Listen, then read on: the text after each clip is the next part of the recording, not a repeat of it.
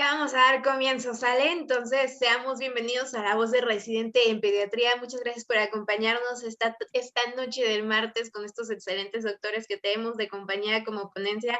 Si es primera vez que está con nosotros, les comento rápidamente en qué va a consistir esta dinámica. Tenemos un doctor invitado residente que realiza una exposición de alrededor de 30 minutos. Terminando su exposición, o como a mí me gusta verlo, que es una clase, tenemos la intervención de nuestra doctora mentora que nos estará acompañando esta noche, la doctora Araceli Reyes, a quien estaré presentando un poquito más adelante. La clase de intervención que ella tiene es para comentar, complementar, felicitar, comentar algún tipo de experiencia, ya que les recordamos que estos son de fines educativos o de aprendizaje. Después de esto, les recordamos que vamos a estar en vivo tanto en Zoom como en Facebook, en la página de Yo Soy Médico 17. En caso de que usted tenga alguna duda, algún comentario o simplemente quiera mandar felicitaciones, puede hacerlo en la parte del chat en caso de que usted nos esté viendo por Zoom, y en caso de que nos esté viendo por Facebook, puede hacerlo en la parte de comentarios. También me gustaría recordarles que si se llegan a perder un poquito de la plática o no pueden acabar de verlas en vivo, van a volver a encontrar en la página de YouTube de Medical Legal Center y van a encontrar toda la información relacionada a La Voz de Residente en la página de Facebook y de Instagram, que van a encontrar con el nombre de La Voz de Residente. Tenemos diferentes especialidades a lo largo de la semana. Usted decide qué es lo que quiere aprender. Los martes de este lado tenemos La Voz de Residente en Pediatría, así que ya no le voy a quitar más el tiempo a quien realmente venimos a escuchar esta noche. Él es el doctor Carlos Esteban Linares Franco, médico cirujano y partero por la Universidad de Guadalajara La Mar, especialidad en pediatría y subespecialidad en neurología pediátrica del Hospital de Pediatría Centro Médico Nacional Siglo XXI. Buenas noches, doctor Esteban, ¿sí se escucha bien? Sí, muchas gracias por la invitación, sí la escucho bien. Al contrario, doctor, muchas gracias por cedernos un poquito de su tiempo para enseñarnos y le dejo con el mejor público que son los residentes de pediatría. Si gusta, ya puede comenzar con su clase. Muy buenas noches a todos, les agradezco mucho la invitación al Colegio de Pediatría de Jalisco, a La Voz de Residente y a Medical Legal Center por esta invitación que me hacen para dar este tema en el módulo de pediatría, que son generalidades de crisis epilépticas en pediatría. Bueno, voy a empezar. Ok. Los objetivos de esta clase para ustedes es pues presentarles, ¿no?, generalidades de las crisis epilépticas en el mundo pediátrico, exponer las distintas clasificaciones de las crisis epilépticas, porque son bastantes, y demostrarles también las diferencias clínicas entre los principales tipos de crisis epilépticas. Empezando con que no todos son crisis tónico-clónicas generalizadas, ¿no?, ya que es muy frecuente que pues tanto en interconsultas, en valoraciones, se nos suele comentar que el paciente tiene crisis tónico-clónicas generalizadas, ¿no? Así como dicen que no todo lo que silba es asma, como dicen los neumólogos, pues también nosotros tenemos este lema que no todos son crisis tónico-clónicas generalizadas, ya que tanto la literatura como nuestros grandes maestros de donde yo vengo, del siglo XXI, nos ha recalcado que solo el 10% de las epilepsias son tónico-clónicas generalizadas, así que no todos son crisis de esas características y estamos obligados a buscar el inicio focal, ya que en su mayoría de las veces lo que se ve ya es la generalización de la crisis, más no el inicio de la misma, que puede ser focal, que evoluciona a bilateral de tipo tónico-clónicas generalizadas. Muy bien. De las mismas generalidades, pues bueno, vamos a llevar crisis epiléptica a la aparición transitoria de signos y o síntomas provocados por una actividad neuronal anómala excesiva del cerebro, lo que traducimos como actividad irritativa cortical. El término no provocado implica que haya una ausencia, ¿no?, de algún factor, ¿sí?, que nos esté generando este umbral irritativo cortical. Lo contrario a esto, pues ya son crisis que le llamamos sintomáticas, ¿no? Alguna cuestión que esté coparticipando en el desarrollo de la crisis epiléptica y se define como aquella crisis que ocurre en relación temporal durante el insulto cerebral o irritabilidad cerebral, que puede ser tanto metabólica, infecciosa, tóxica, estructural o inflamatoria. Se establece el diagnóstico de epilepsia en cualquiera de las siguientes situaciones o panoramas. 2 o más crisis no provocadas, que también se le conoce como reflejas, que ocurren con más de 24 horas de diferencia. Una crisis no provocada y una probabilidad de crisis futuras de al menos un 60%, que viene siendo un rango similar al riesgo de recurrencia general después de 2 crisis no provocadas que aparecen en los próximos 10 años. Y el diagnóstico de un síndrome epiléptico también. Existe una antigua nomenclatura en la cual anteriormente, pues, de manera general decían que las crisis eran parciales o generalizadas. ¿Sí? Antiguamente era parciales simples, parciales complejas. Así era como tenían que aprenderse las nomenclaturas, y parcial simple era con alteración del estado sin alteración del estado de conciencia, la compleja era con alteración del estado de conciencia, y hasta ahí se terminaba la nomenclatura, y de generalizadas, pues todas las que están descritas abajo. Esto generaba mucho factor confusional, ¿no? En la descripción de la semiología. Ahora la ILAE, ya desde el 2017, tuvo que desglosar de una manera más detallada las crisis epilépticas con descriptores y con semiologías propiamente para una mejor entendimiento de las mismas. Así las desglosó como crisis de inicio focal, o de inicio generalizada, o de inicio desconocido. De las focales, tenemos que nosotros que entender que pueden ser con la conciencia preservada o con la conciencia alterada. Cualquiera de estas, de las focales, pueden tener un inicio motor o un inicio no motor. De igual forma, las generalizadas pueden ser de compromiso motor, ¿sí? Con todos los descriptores que están abajo: tónico-clónicas, clónicas, tónicas, atónicas, espasmos epiléptico, ausencias también son como las de inicio generalizado no motor. Y también pues están las de inicio desconocido, cuya causa no hemos podido determinar, estructural, metabólica, no hemos podido identificar el factor. Entra como de inicio desconocido, y también son como de inicio motor y no motor. También es importante mencionar que las que son de inicio focal pueden tener una evolución abilateral, que antiguamente se le conocía como secundariamente generalizada. Entonces, un inicio focal puede evolucionar a bilateral, a tónico-clónica generalizada. Voy a mencionarles en el apartado de lo que es el inicio focal no motor. Si ustedes se fijan, dice distintos descriptores, como detener la conducta autonómica, sensorial, emocional, cognitiva. Son descriptores no motores que el paciente o el niño puede presentar, y propiamente es una crisis focal. Las crisis emocionales son que el paciente simple y sencillamente está con un periodo de agitación, de ansiedad, miedo, alegría, risa persistente. Las que se conocen como crisis o de un predictor, un descriptor cognitivo, son esos fenómenos de déjà vu o jamais vu, que el mismo paciente puede experimentar durante el fenómeno de la crisis sin tener compromiso motor, meramente un compromiso cognitivo. Generalmente son en epilepsias del lóbulo temporal. Y las crisis emocionales son pacientes que manifiestan fenómenos de miedo, alegría o algún otro tipo de emoción durante el fenómeno focal no motor. De igual forma, les pongo de ejemplo, estas suelen verse en las epilepsias del lóbulo temporal.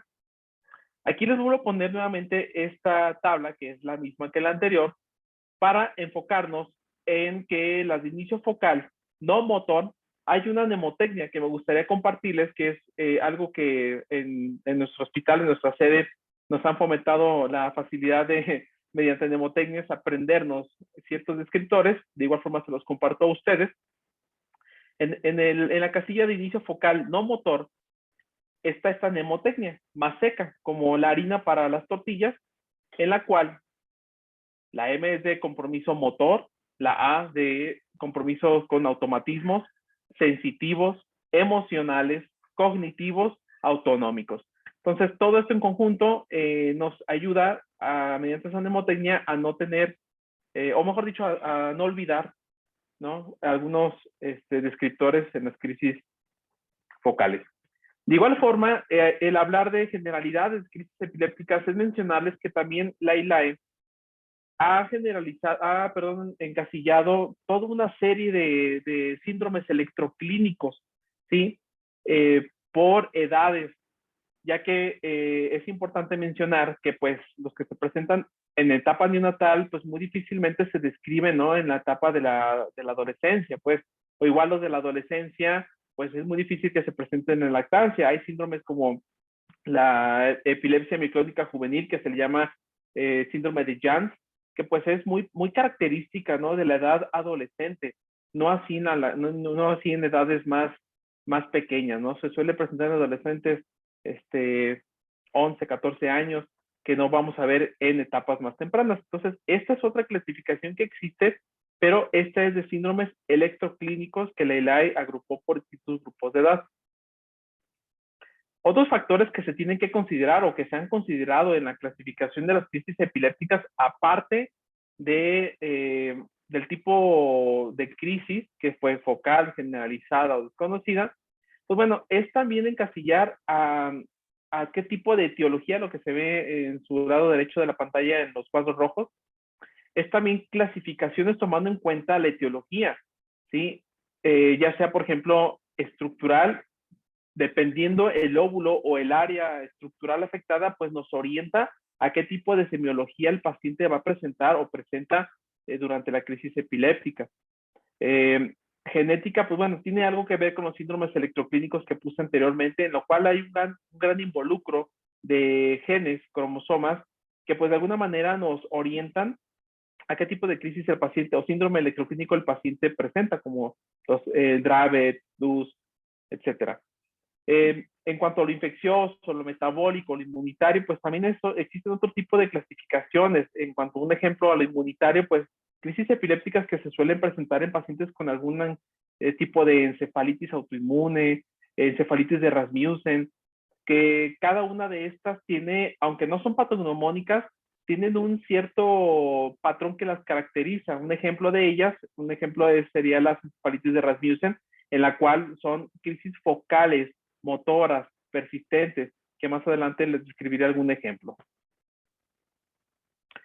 También hablar de generalidades de crisis epilépticas, pues es también decirles que las crisis epilépticas febriles como tal también tienen su propia clasificación. No nada más es decir, pues crisis febriles y ya.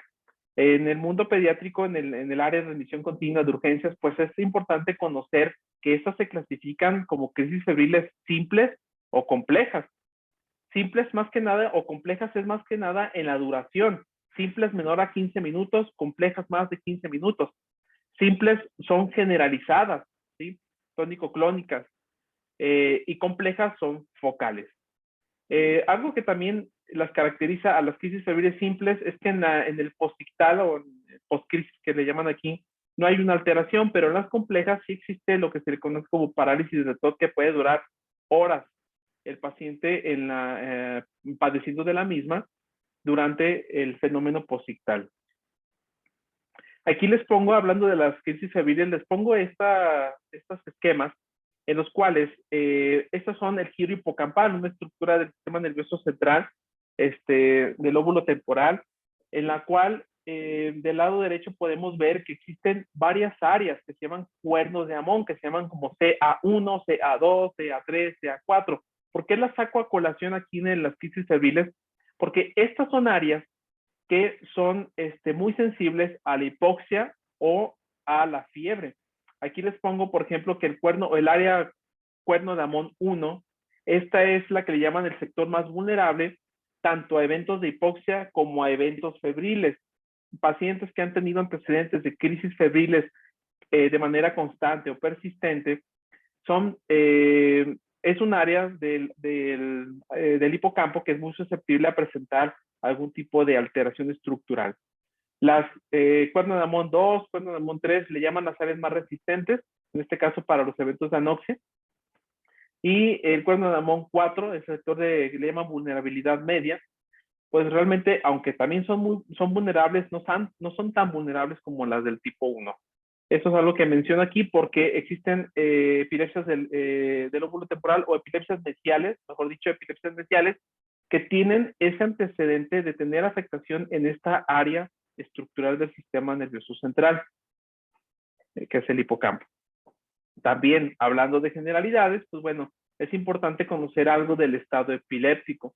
La ELAE lo define al estado epiléptico como crisis epilépticas persistentes más de 5 minutos, sí, que duren más de 5 minutos continuas, o más de dos crisis entre las cuales hay una recuperación incompleta del estado de conciencia. Puede pasar horas entre un evento y otro, pero si el paciente no ha recuperado del todo el estado de conciencia, está catalogado que forma parte por definición del estado epiléptico.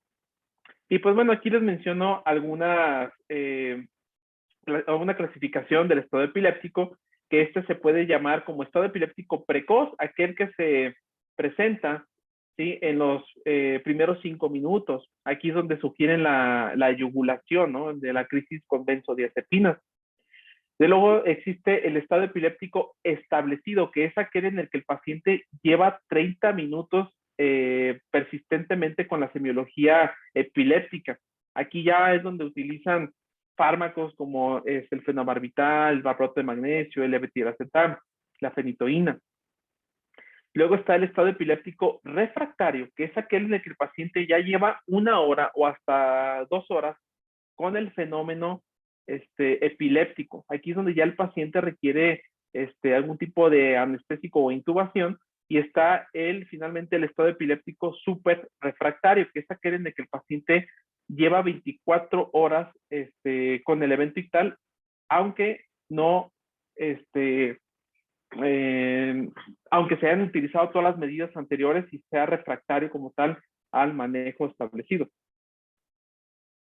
Aquí está otra clasificación del estado epiléptico. Nada más quiero comentarles que está como estado epiléptico, se puede clasificar como con síntomas motores, y el de la derecha sin síntomas motores, o estado epiléptico no motor. También pues para que conozcamos que hay pacientes que están en la terapia intensiva sin un fenómeno, o bueno, mejor dicho, con un fenómeno sutil motor, no prominente. Aquí lo maneja la tabla, en el cual mediante el registro electroencefalográfico hay una actividad irritativa cortical, aunque no esté de manifiesto como tal la semiología clínica del paciente, y pues el paciente también eso estaría catalogado como un estado epiléptico no motor, porque estamos acostumbrados, a ver a que el paciente tenga clínicamente pues el fenómeno de las sacudidas, de la hipertonía, para decir que está en crisis epilépticas, pero no, en un paciente puede estar el compromiso no motor. Los neonatos, pues es otro universo aparte también, porque es muy frecuente que se nos diga en la UCIN que el neonato tiene crisis tónico-clónicas generalizadas, cuando realmente no tiene la maduración cortical para expresar el fenómeno motor de crisis tónico y clónica a la vez, con esa ritmicidad, ¿no? Hay una inmadurez del sistema nervioso central en el neonato que realmente no puede correlacionarse con ese tipo de crisis. Por eso es que les comento que esto es otro universo. Existe una clasificación que se le llama clasificación de Volpe, la cual clasifica las crisis epilépticas de varios tipos. Las más frecuentes son las que se le llaman sutiles. Su propio nombre lo dice. Son eventos motores mínimos, periódicos, pero estereotipados. Como aquí, por ejemplo, este video que les voy a mostrar de un paciente de un neonato. Vean la sutilidad o lo poco expresivo de la semiología de este paciente, con actividad motora de un empuñamiento de la extremidad superior derecha. Tiene también, lo que se vio ahorita en la imagen, tiene chupeteo, de alguna manera suelen también tener parpadeo constante, pero hay una sutilidad en el fenómeno, y esto es un ejemplo de ellos. Y esto no es tónico-clónica generalizada, como a veces se suele comentar. Otro tipo de los neonatos son las mioclónicas. Estas son sacudidas rápidas, como vamos a ver aquí ahorita en el video. Son sacudidas rápidas, aisladas, repetidas, son arrítmicas, no llevan realmente un patrón rítmico como los que son, como cuando son clónicas, que es un fenómeno rítmico, constante. Aquí son fenómenos motores irregulares, a veces parecen como balismos. Vean cómo la extremidad, aquí lo que está comprometido es la extremidad superior izquierda del paciente, y el paciente está con un registro electroencefalográfico en el cual, bueno, hay un correlato electroclínico en el cual del lado derecho hay o se está registrando actividad irritativa cortical. Otro tipo de los neonatos son las que son clónicas. Aquí ya en el video podemos observar, vean este compromiso motor rítmico, ¿sí? De 1 a 4 segundos, lentos, son más rítmicos estos fenómenos como los anteriores. Estos son un ejemplo de crisis clónicas en un recién nacido, en la clasificación de Volpe. Aquí está otro, que son las tipo tónicas, ¿sí? Que es una contracción muscular sostenida, mantenida. El paciente puede tener inclusive apneas, ¿no? Cianosis moderada. Y pues vean cómo aquí el paciente tiene este incremento del tono generalizado, ¿sí? En un recién nacido podemos entonces catalogar este tipo de crisis como de tipo tónica, ¿sí? Es importante ver siempre la semiología de la crisis del paciente y siempre cuestionar que el inicio sea no nada más tónico, pero realmente dependiendo pues la afectación nos orientará. La más frecuente, comento, son las sutiles. Algunos ejemplos que les muestro a ustedes, vean por ejemplo aquí en este paciente qué tipo de crisis serán. Les pongo aquí el video, no sé si esté corriendo el video. Alguien me dice si está corriendo o no. Sí pasa, pero se queda inmóvil la imagen. Ah, ok. Híjole, la verdad no sé por qué esté pasando, pero bueno, ese es un tipo de crisis gelástica, o sea, es un paciente que está con alteración del estado de conciencia. No sé si las que vaya a poner después se vayan a ver, ojalá que sí, no lo sé. Pero bueno, esta es una crisis focal no motora. Aquí en este paciente hay una alteración del estado de conciencia cuyo descriptor es un automatismo, ¿no? Es un automatismo, no sé si la que sigue se vaya a poder ver. Sí, esta sí creo que sí se puede ver, ¿verdad? Sí, doctor, esa sí se ve. Muy bien. Aquí vemos, es importante mencionarles que, pues bueno, antes de continuar con los videos, es importante mencionarles que, pues bueno, son con permiso de reproducción de los médicos que me hicieron el favor de pasarme estas imágenes y pues de favor pedirles que no graben pues la presentación ahora sí que por ética y profesionalismo de la charla, por favor. Vean este fenómeno epiléptico de este paciente con alteración de su estado de conciencia. Aparentemente ya recobra el estado de conciencia. Me voy a regresar un poco. Vean cómo tiene esto. Estas son crisis de inicio focal, no motor, hiperkinéticas, con alteración del estado de conciencia, que es lo que se presentó en este paciente. Aquí tenemos esta siguiente ejemplificación. Veámosla. Creo que no se está corriendo, ¿verdad? No, doctor, esa no. Bueno, voy a pasar a la siguiente. Creo que esta sí se corre. No sé qué está pasando. A ver, no sé qué esté pasando. Déjenme ver si puedo ahorita corregir esto en las que vengan. Bueno, aquí les voy a poner otro ejemplo. Vean este paciente, niño de 8 años de edad, vean cómo él mismo, sin tener alteración de la conciencia, él mismo intenta agarrarse la extremidad derecha. Voy a recorrer un poco el video otra vez. Vean cómo él intenta agarrarse la mano derecha porque son crisis que ha tenido persistentemente de la extremidad superior derecha. No tiene alteración del estado de conciencia, el paciente está consciente. Y esto les comenté que era muy patognomónico de una encefalitis de Rasmussen. Esa es una crisis focal motora continua, que no hay alteración del estado de conciencia. Este paciente tenía un diagnóstico de encefalitis de Rasmussen.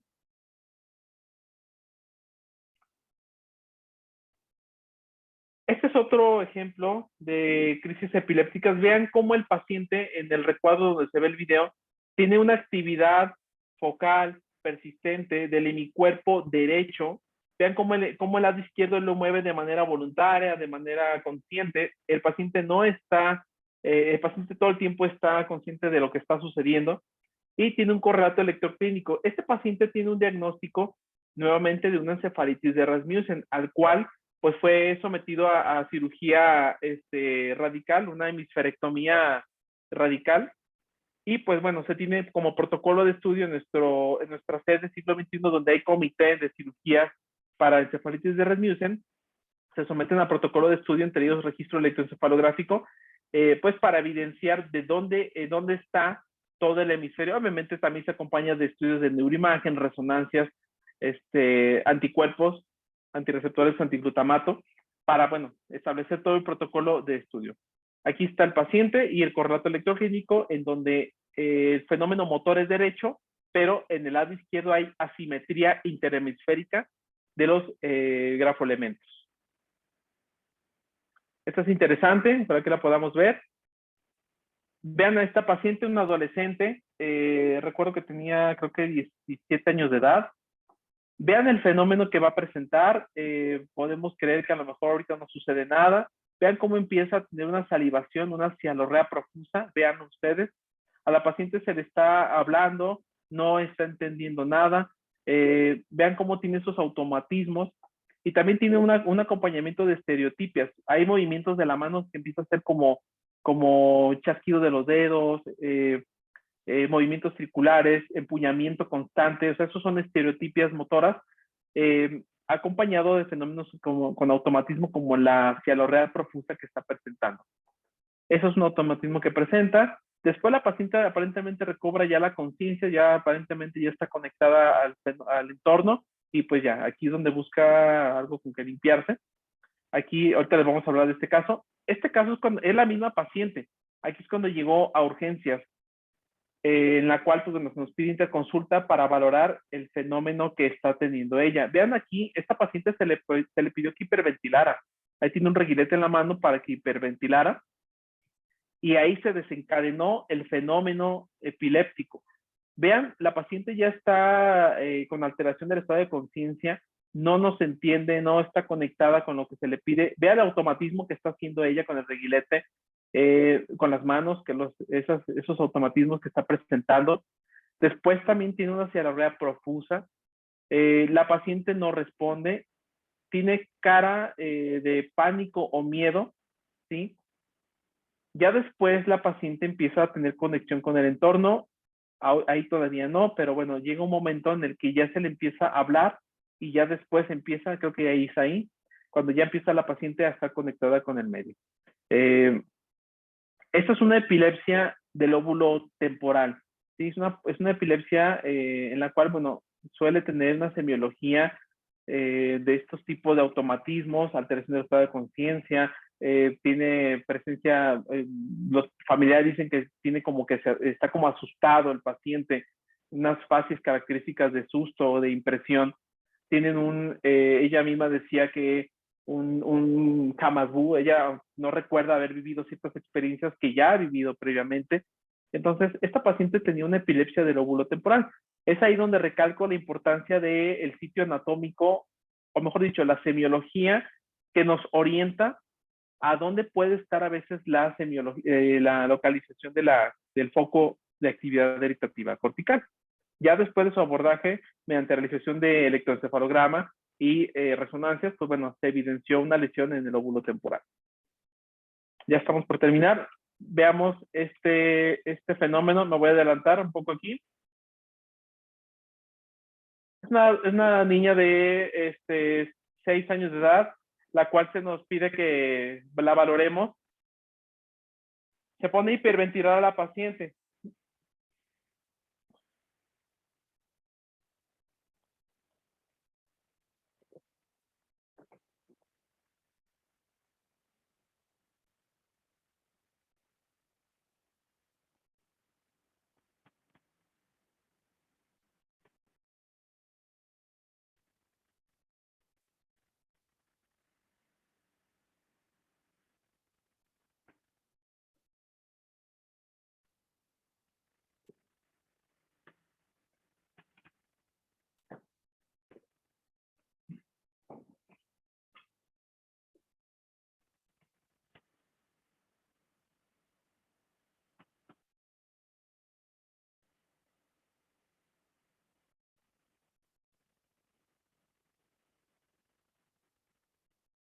A ver, creo que...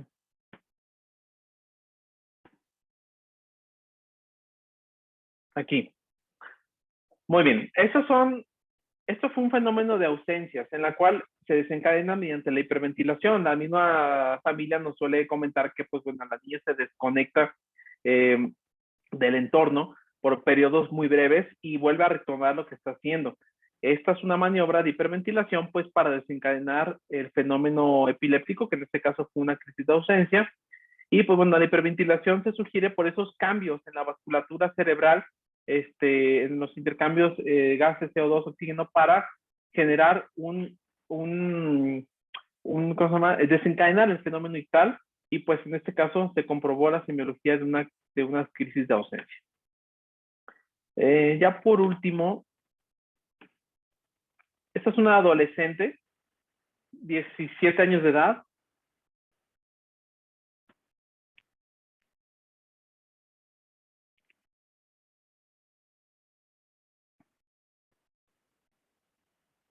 Ok, esta es una adolescente de 17 años de edad. Ella todo el tiempo está consciente, todo el tiempo está de manera consciente y de manera, podemos decir que programada, realizando este tipo de semiología. Es un trastorno paroxístico no epiléptico. Aquí lo quise mencionar porque aquí, en este ejemplo, todo el mundo puede creer que sí está en crisis epilépticas, pero la paciente está consciente, la paciente nos dice que cuándo le va a venir el evento. Nosotros en un registro electroencefalográfico inclusive simulábamos que ya estaba en eventos de crisis epiléptica, y la paciente, al escuchar esto, entraba en movimientos de agitación psicomotriz al momento en el que nosotros, de manera como quien dice, actuada, decíamos que ya estaba en eventos de crisis. Aquí esto es un ejemplo de crisis trastorno paroxístico no epiléptico, el cual es una situación en la que los fenómenos simulan crisis, parecen crisis, y el médico suele tratar como crisis. El médico no neurólogo suele iniciarle tratamientos de crisis epiléptica, y el registro del estudio electroencefalográfico está absolutamente normal. No hay correlato electroclínico, como se dice. Y pues bueno, les dejo unas tablas en las cuales hay unos trastornos paroxísticos no epilépticos que pueden simular crisis, entre ellos, por ejemplo, los del neonato, por lo que más o el del lactante, perdón, lo que más nos suelen pedir interconsultas es por el ERGE o por el espasmo del sollozo cianótico o pálido. Es ahí donde nos dicen que está con crisis epilépticas, pero es un Sandifer lo que el paciente tiene, y pues realmente el médico no adiestrado suele iniciarle, digo yo, suele condenar al paciente al uso de fármacos antiepilépticos innecesariamente, ¿sí? Sin un abordaje adecuado. Acá también, por ejemplo, por grupos de edad, puedo mencionarles también que en el preescolar hay también trastornos paroxísticos no epilépticos, como el despertar confusional, terrores nocturnos. En los escolares, los tics, los síncopes, el sonambulismo, pesadillas, son trastornos paroxísticos que no se traducen a que sean crisis epilépticas, y que se condena al paciente a iniciarle un tratamiento fármaco antiepiléptico. En la adolescencia ya mencioné cómo hay ciertos componentes emocionales, ¿sí? Crisis de pánico, crisis de hiperventilación psicógena, inclusive la migraña también. Son trastornos que se traducen por crisis epilépticas, y que se inicia y que realmente no tienen correlato electroclínico. Aquí les dejo también, ya para finalizar, estas tablas, esta y la que está aquí, perdón. Estas son dos tablas en las cuales se nos sugieren, según la semiología, del lado izquierdo hay semiología, espasmos de tipo clónicas, hipermotoras, automatismos, y dónde está la posible localización anatómica. No es que sea obligatoria que esté ahí, pero nos suele sugerir que muy seguramente está ahí o en la periferia de estas áreas. Por ejemplo, ya mencioné que en el epilepsia del lóbulo temporal, el paciente cursa con automatismos. Igual con las crisis elásticas hay compromiso temporal, pero también hay frontal. En por ejemplo, tónicas, hay área de compromiso de Brodmann en la número 6. Aquí quiero mencionar que las que son espasmos no tienen una traducción cortical, esas no tienen realmente una localización cortical como en esas que están del lado izquierdo. hay algo muy característico, hay un síndrome que se llama síndrome de Landau-Kleffner, en la cual el paciente presenta eventos de afasia, perdón, de afasia. Y aquí nos suele orientar la localización en las áreas de Broca, o en este caso si es una fase sensitiva, en las áreas de Wernicke. Aquí está la continuidad de la tabla. Nuevamente, aquí hay, en este caso hay descriptores, alucinaciones auditivas, olfatorias, en donde está comprometido, miren, la amígdala, fenómenos autonómicos, como por ejemplo que esté comprometido el cíngulo, la ínsula, los déjà vu, que es la región temporal, el lenguaje ictal, es también son crisis mesiales temporales. Entonces, esto es para que tengamos una orientación para que tanto el pediatra que está en urgencias o el médico que esté en urgencias, pues un poco esté orientado a las clasificaciones de las crisis epilépticas y pues bueno, el tratamiento está encasillado pues más que nada en identificar la causa desencadenante de la crisis epiléptica, tratar la crisis epiléptica o yugular la crisis epiléptica con benzodiazepina o fenitoína y en este caso pues hacer un abordaje exhaustivo al paciente, ya que en este caso por ejemplo el electroencefalograma que pues es un estudio realmente de alta importancia pues para nosotros los neurólogos y sin duda los neurofisiólogos para poder establecer un correlato electroclínico.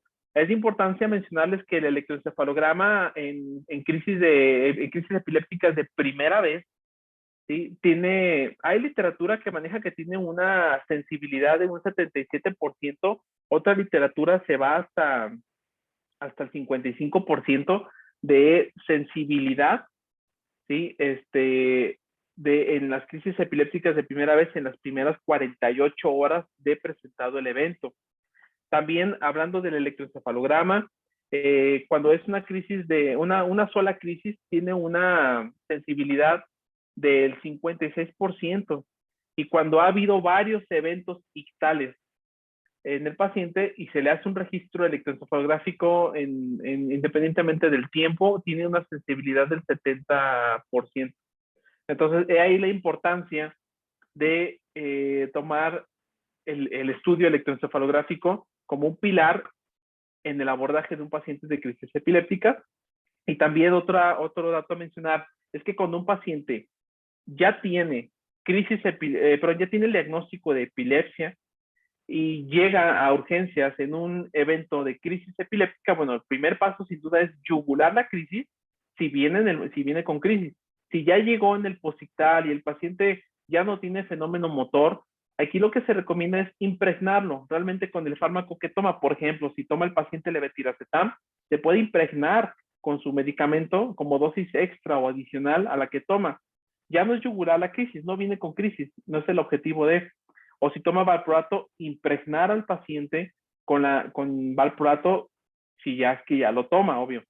Si el paciente si viene con fenómeno activo y tal, pues esto sí es importante yugularlo en el momento con benzodiazepina intravenosa o con fenitoína a dosis de impregnación y después a dosis de mantenimiento para, pues, si es posible, solicitar una valoración por el neurólogo, si es que la hay, y si no, pues oportunamente el pediatra poder derivar al neurólogo al paciente.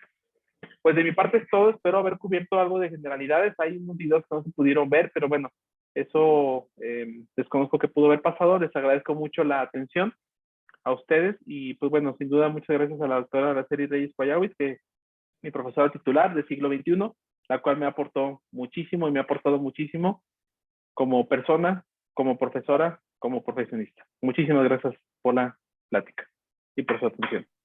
Al contrario, doctor, muchas gracias a usted y por los videos no se preocupe, a veces pasa eso y no sabemos por qué, así que por eso no se preocupe. Y al contrario, muchas gracias por acompañarnos esta noche y como comentaba el doctor, les voy a presentar a continuación a quien funge como mentora y también es la mentora del doctor Esteban. Ella es neuróloga pediatra, neurofisióloga clínica, profesor titular del curso de neurología pediátrica del Centro Médico Nacional Siglo XXI, maestra en docencia e investigación, profesora titular del seminario en investigación, la doctora Araceli Reyes. Buenas noches, doctora Reyes. ¿Sería tan amable de regalarme sus comentarios?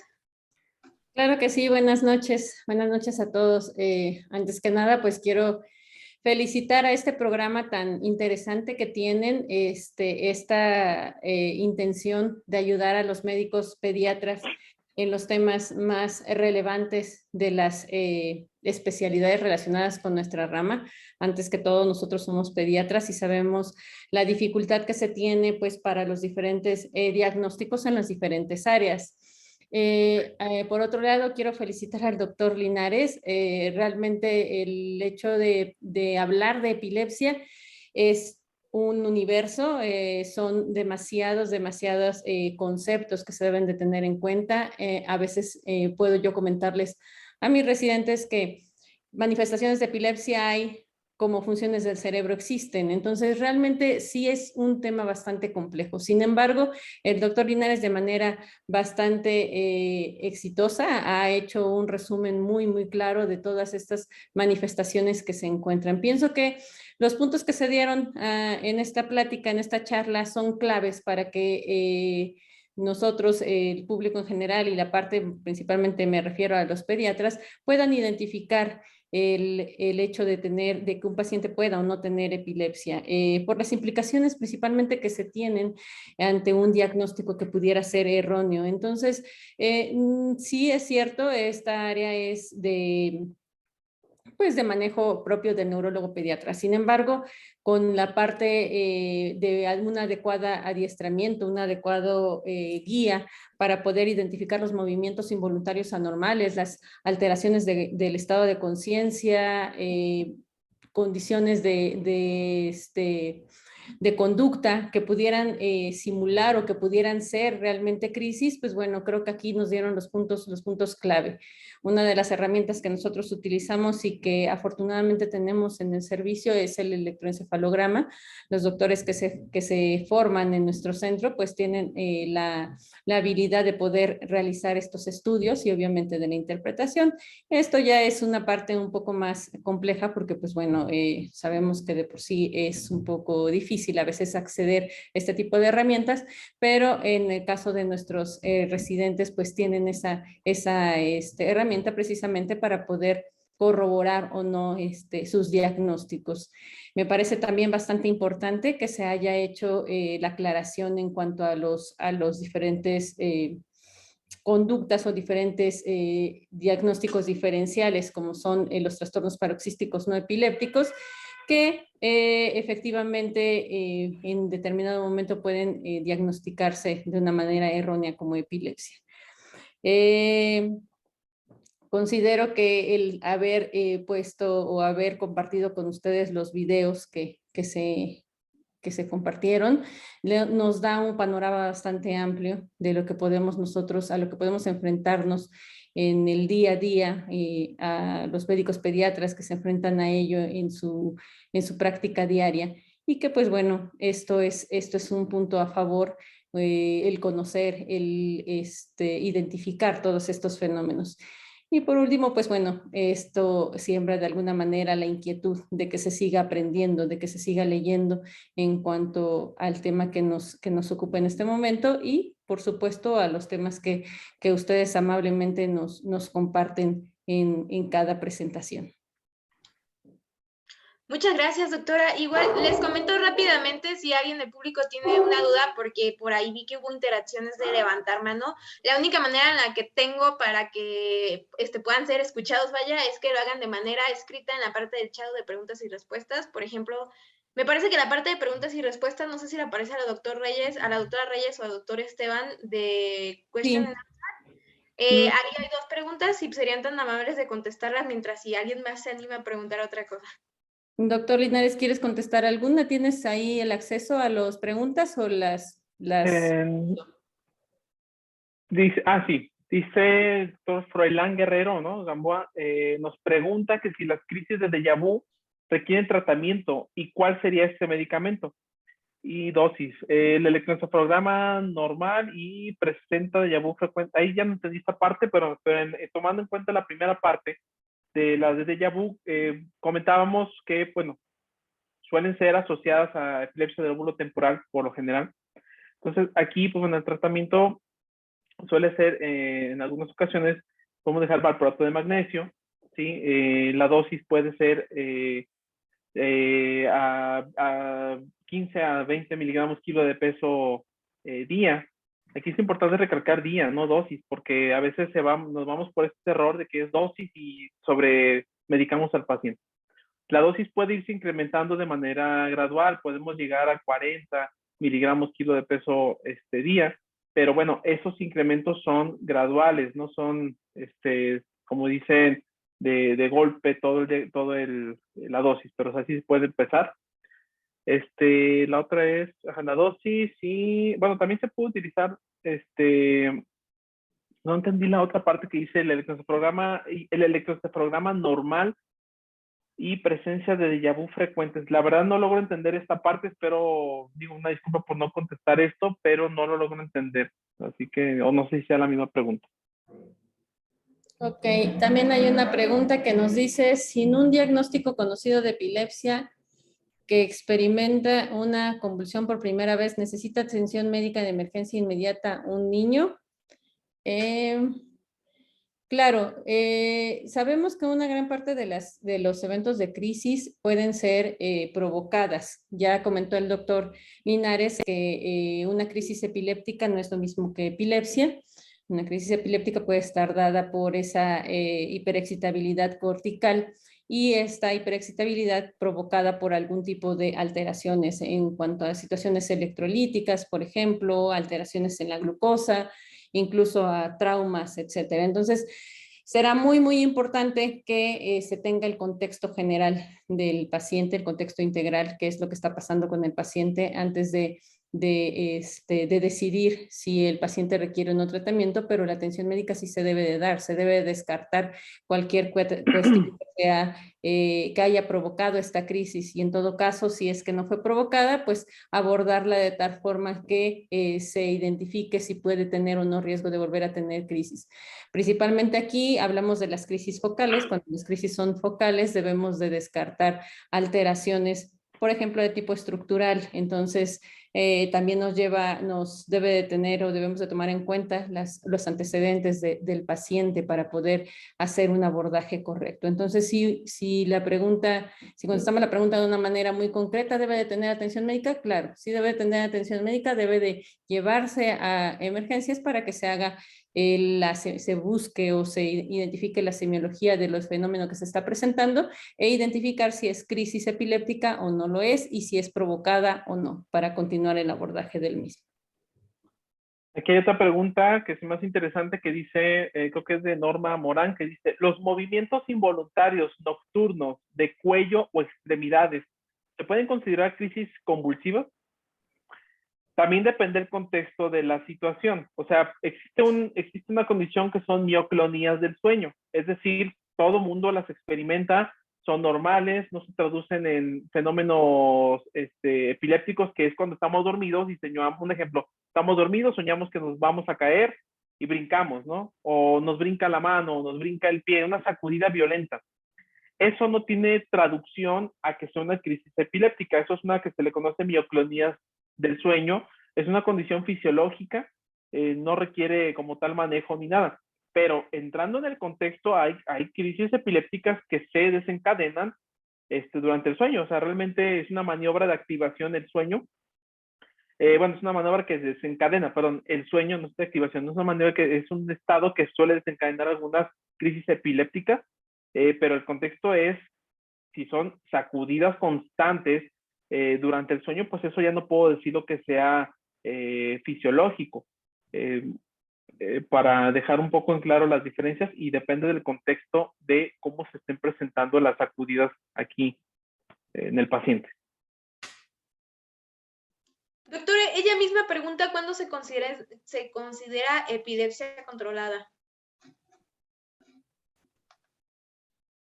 Existe una condición que se llama epilepsia refractaria a tratamiento. Por definición se considera cuando el paciente se le ha administrado como mínimo 2 o más fármacos antiepilépticos a dosis adecuadas para el peso del paciente y para la crisis específica del paciente. Entonces, eso se le conoce como mal controlada o, bueno, comúnmente mal controlada, pero nosotros los neurólogos le llamamos refractaria a tratamiento.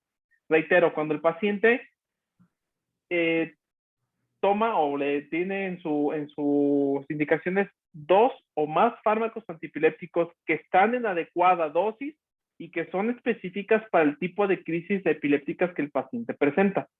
A eso es a lo que se le llama refractariedad.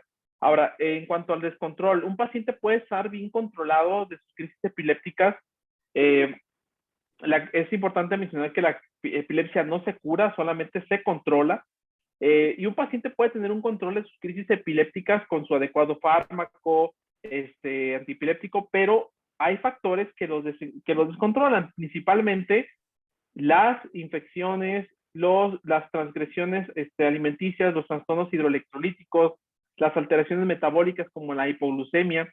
Eso también podemos decir que es un descontrol de la crisis, pero hay un factor como tal propiamente que los desencadenó, un factor que debe de ser reversible y pues bueno, una vez revertido el problema, el paciente va a seguir con su control de la crisis epiléptica. También es importante mencionar que dentro de las premisas del uso de fármacos antiepilépticos, es importante destacar que las 3 pilares es usar la menos cantidad de fármacos antiepilépticos a las dosis más bajas del fármaco antiepiléptico y evitar en lo posible, o mejor dicho, con el menor cantidad de efectos adversos que podamos darle a un paciente. Entonces, es por ello que tenemos que tener mucho cuidado al prescribir cualquier fármaco antiepiléptico, porque pues es una premisa, ¿no? Usar la menos cantidad a la dosis adecuada con los menos efectos adversos.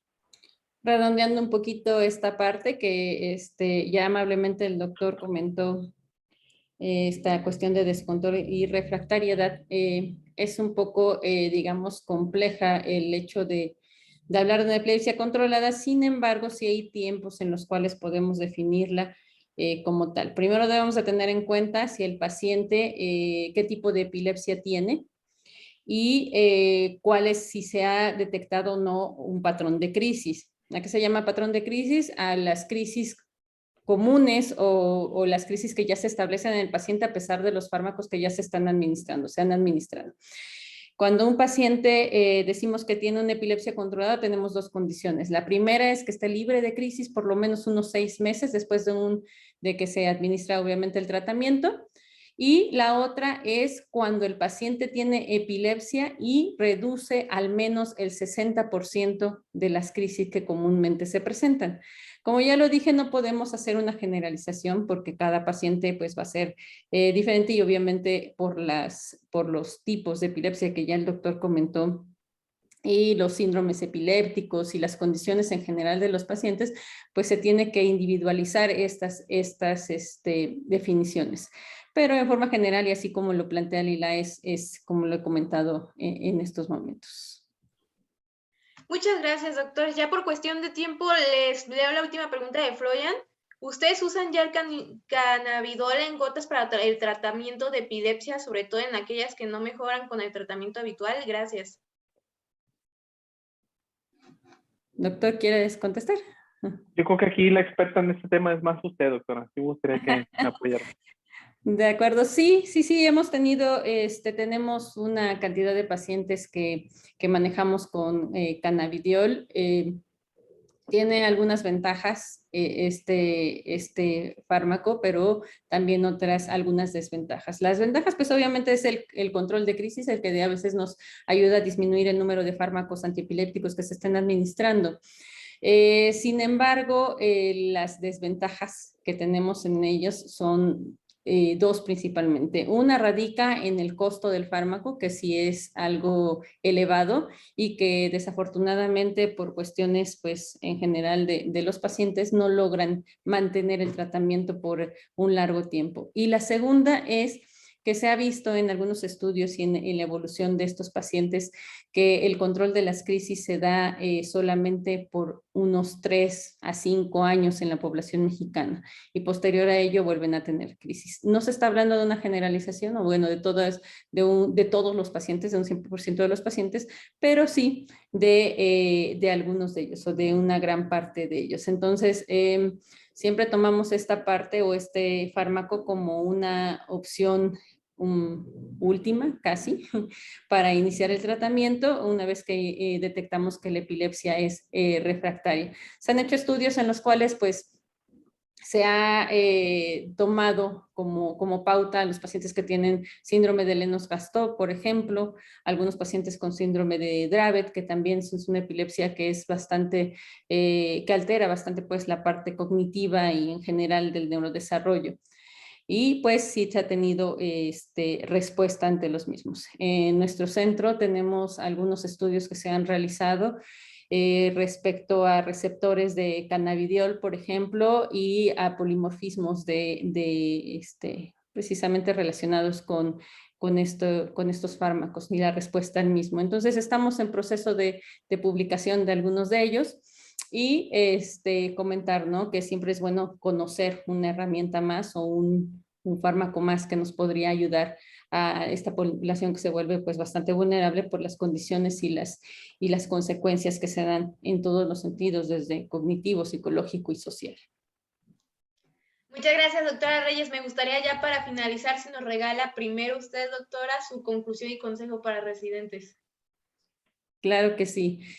En conclusión, como dirían, hay que conocer los movimientos anormales y que hay que identificarlos, hacer una semiología adecuada con un interrogatorio bien dirigido sobre los fenómenos que se presentan o que se están presumiendo como crisis para poder determinar si efectivamente estamos ante un cuadro de crisis epiléptica o a un cuadro de trastorno paroxístico no epilépticos. Este segundo debe de identificarse conforme a la edad, como el doctor ya lo mencionó en su charla.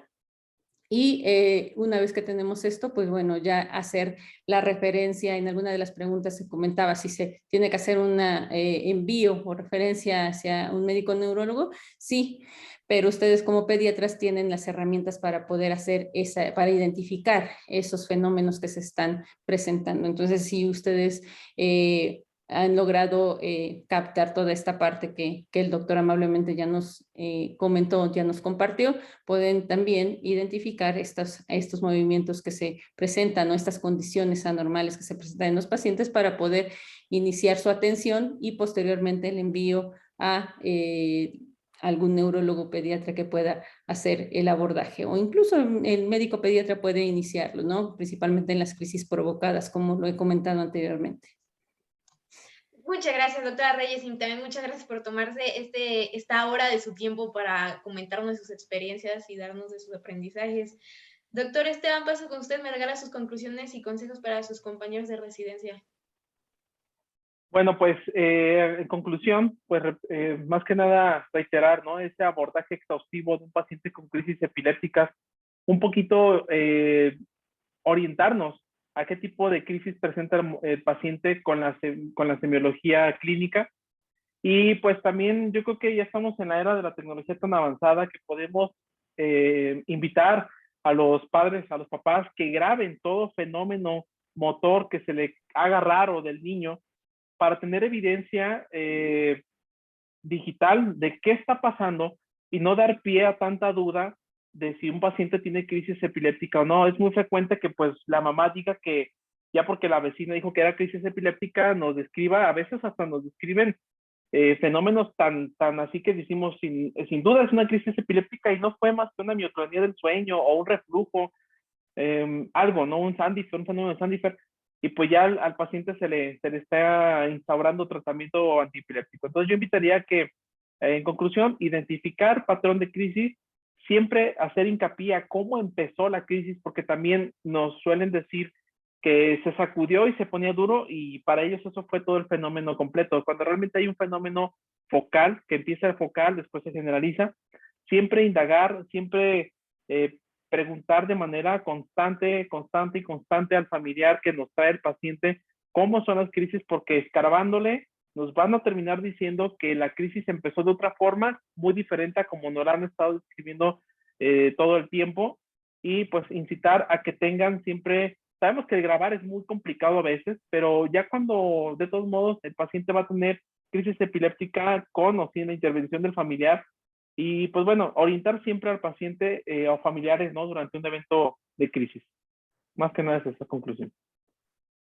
Muchas gracias, doctor Esteban, también por ser ponencia esta noche. Les recordamos que si se perdían un poquito de la plática de la doctora Reyes y del doctor Esteban y quieren volver a revivirla para estudiarla, la van a encontrar en YouTube, en la página de Medical Legal Center. Generalmente todas las pláticas se suben al día después de que se hizo la original, así que generalmente pediatría la van encontrando todos los miércoles. Si la quieren ver por Facebook, la van a encontrar en la página de Yo Soy Médico 17. Y ahora me gustaría dirigirme a usted, jefe o jefa de residentes, si requiere alguna de nuestras pláticas, ya sea para adiestramiento o para capacitación en temas médicos legales, por favor mándenos un correo electrónico a atención.mlc@gmail.com y con mucho gusto estará recibiendo nuestras pláticas de manera gratuita en esta temporada de pandemia. Muchas gracias, doctora Reyes, y muchas gracias, doctor Esteban, por estar con nosotros esta noche. Que pasen muy bonita noche.